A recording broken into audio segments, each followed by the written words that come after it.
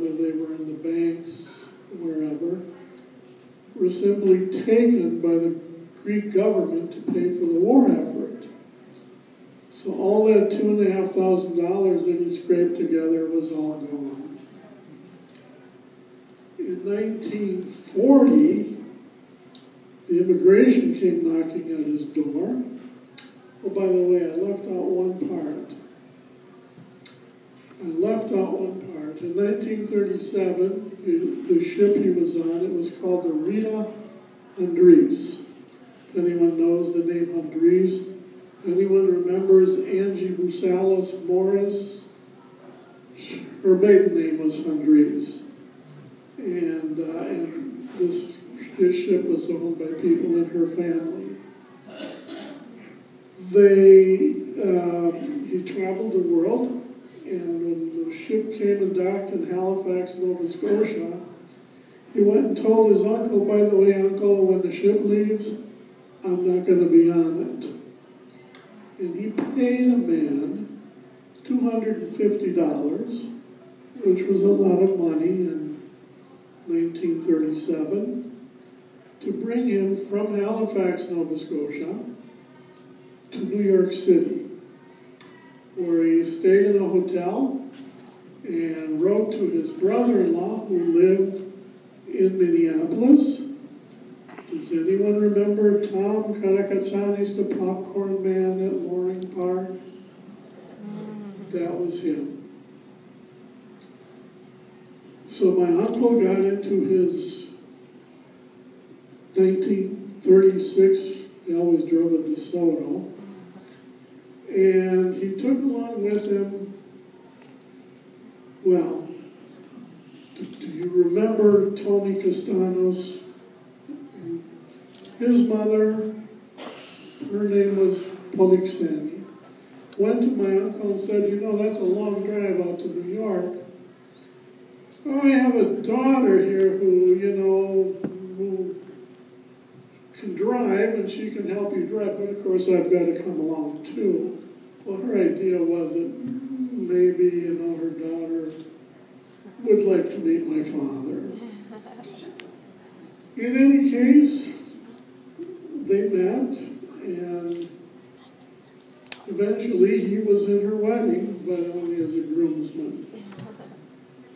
And she became my mama. So it was a lifelong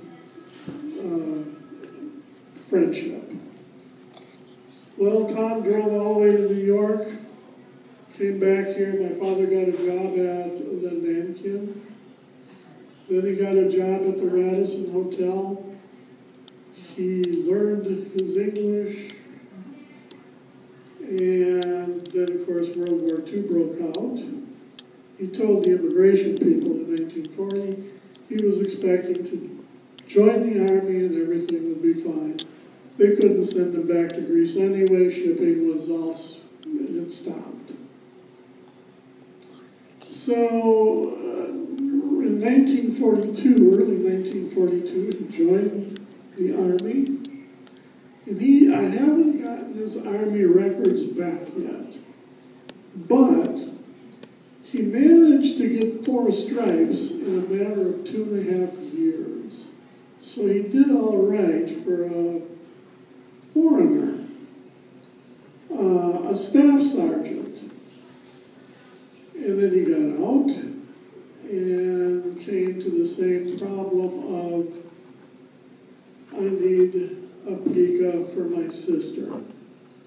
Now, what happened to Porthia Katina in the last 5 years, or 6, since he sent the original money? She got old, way past marrying age. She must have been all of maybe 25. So now she didn't need $2,500, she needed 5. And my father went to work, and he sent $5,000 over. And in 1950, he said to his sister, I think it's time for me to get married. Maybe I'll go to Greece.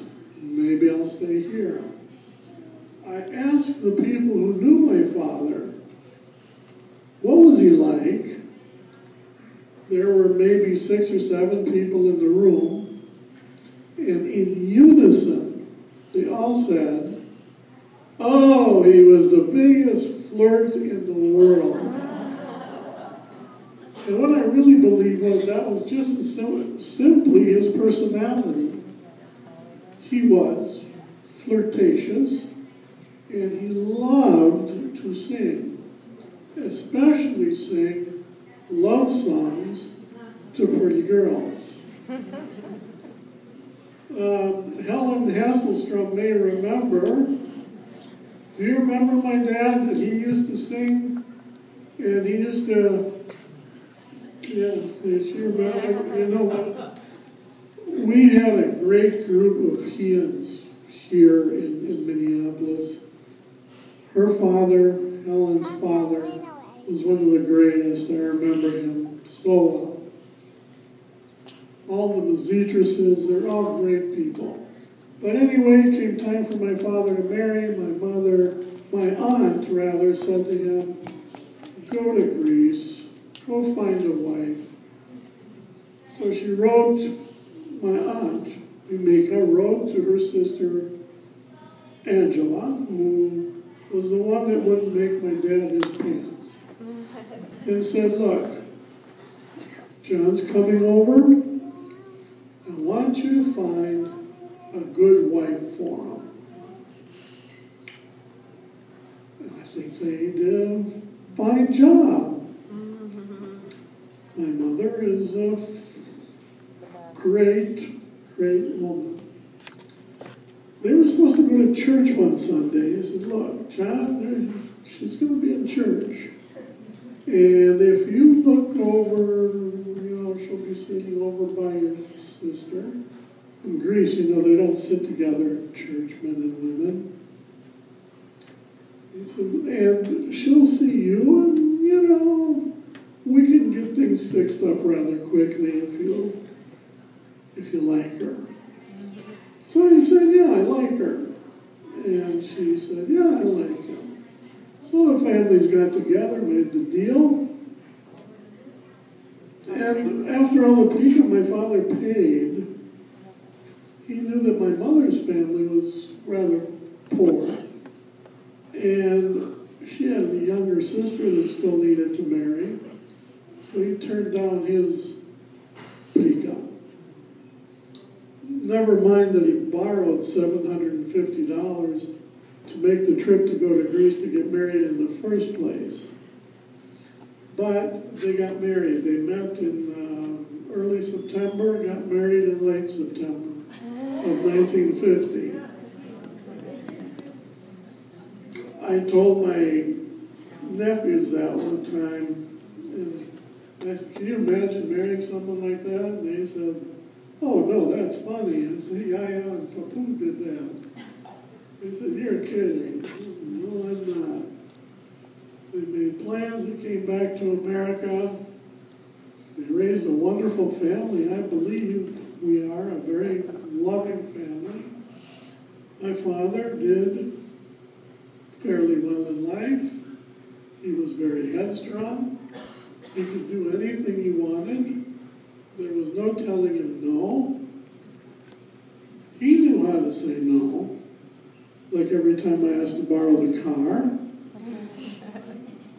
And the worst part was, well, it was always no, you can't use the car until this girl from Iowa, whose name happened to be Athena, and we won't mention last names, she came to visit one time.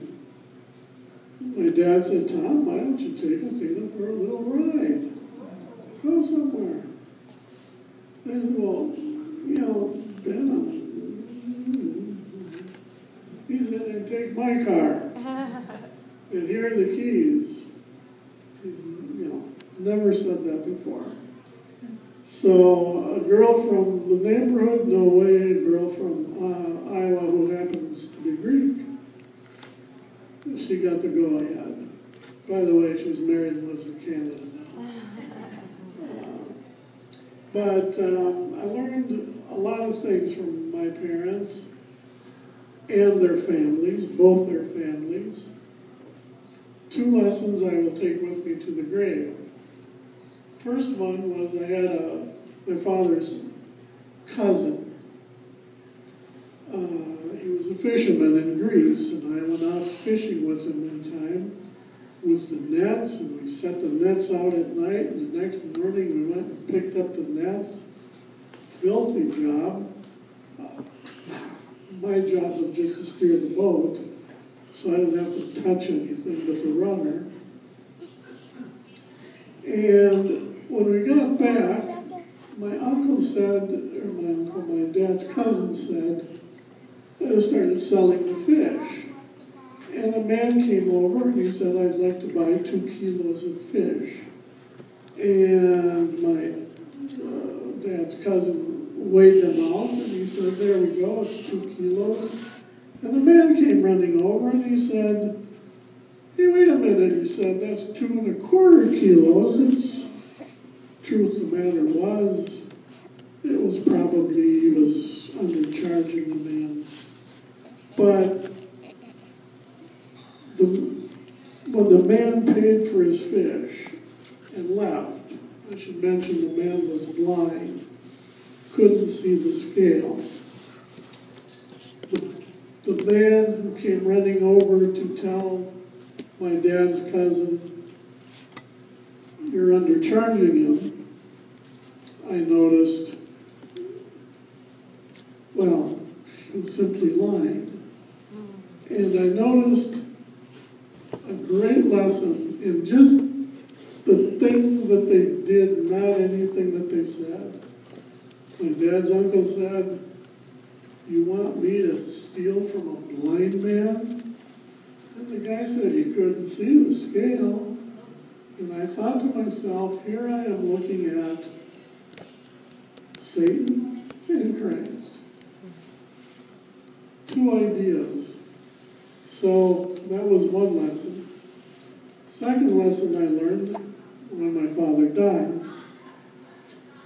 Each and every person in this room should learn this lesson.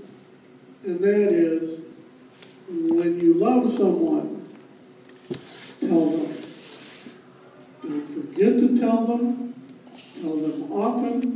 Whether it's your children, your parents, your sisters, brothers, siblings, or friends. Because love always ends in tears.